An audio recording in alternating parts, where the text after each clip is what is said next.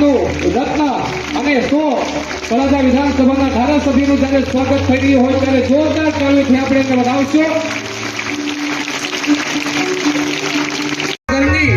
ધરતી શા કામની, ફળ વગરનું, વૃક્ષ શા કામનું, દીપ જ્યોતિ વગરનો કાર્યક્રમ શું કામનો.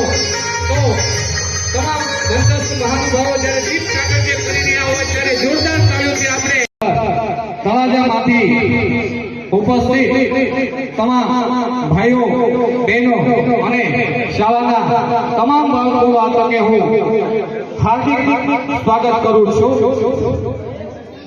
કાર્યક્રમને આગળની દોર તરફ લઈ જતા તમામ મહેમાનોનું લેઝિમ કંકુ ચોખા ના માધ્યમથી સ્વાગત કર્યા બાદ કાર્યક્રમની શુભ શરૂઆત હર હંમેશ માટે આપણે દીપ પ્રાગટ્યના માધ્યમથી કરતા હોઈએ છીએ. ત્યારે મંચ